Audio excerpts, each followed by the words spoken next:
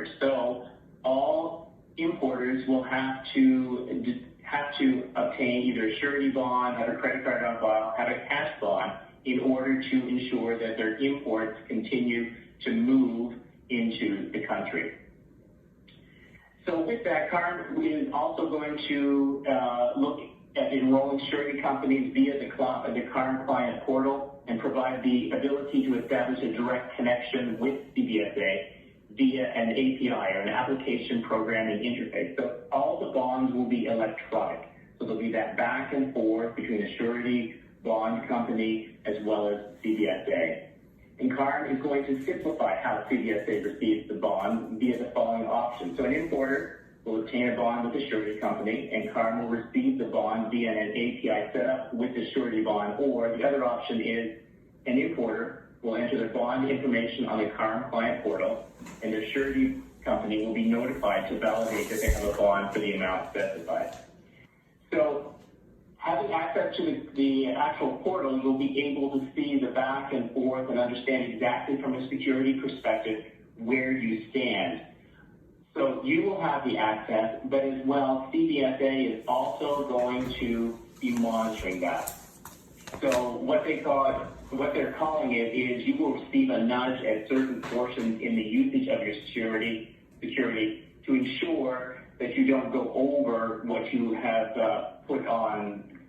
have already established. So if you're a little bit over the 75%, within a day, you're going to receive a nudge, which will basically tell you, okay, you might want to take a look to make sure that you don't go much further if you're bringing in some larger imports, because that's going to impact your ability to have those goods cleared into Canada. Now, if you go over 100% of what you put forward from a security standpoint, timing hasn't been set out yet. That's something that we're waiting for, but then you're going to get a second nudge. And in conjunction with that second nudge, there's going to be an impact to your RTC score, your risk, trust, and compliance score. There'll be a fee associated with going over that 100%, and then removal from the RPP program, which means that your goods will no longer enter into the country. So both yourself being able to look at the portal and understand exactly where you stand, as well as CBSA monitoring that amount that you put on file, will allow for you to make those determinations on whether you need to make an adjustment to the bond that you currently have on file, or whether you need to make some payment in order to bring it down so that your goods continue to import into the country. So talking a little bit about some of the specifics in regards to the surety bond. The bonds range from a minimum of $25,000 going to a maximum of $10 million. So the maximum amount has not changed. When you talk about small or medium business that would be looking for something under $25,000, the recommendation is to put the maximum amount of $25,000 on file, so that you're not going to run into the issue of having concerns with respect to your goods coming in, because what you'll be looking for is your accounts receivable on a monthly basis.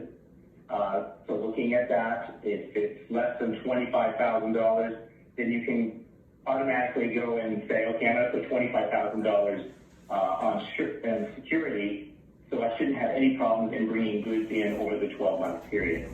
Small businesses, again, less than $5,000, the recommendation is to have a cash bond or have a credit card on file, because, again, it's a smaller amount.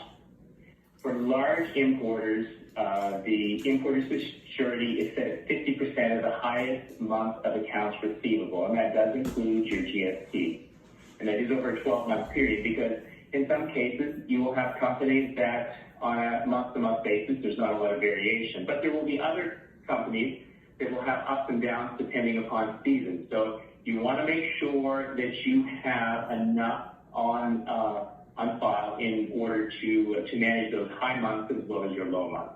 We talked a lot about the electronic bonds, which is going to simplify the whole process. And again, with respect to release 2, you need to have these bonds in place before the final release, which is planned for the end of 2021.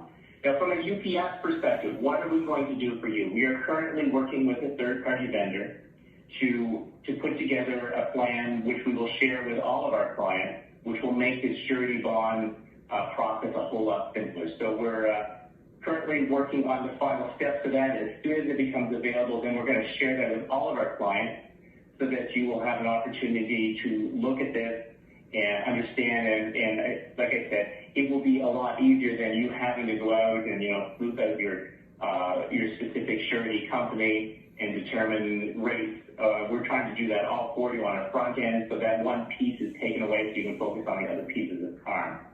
So it will be important if you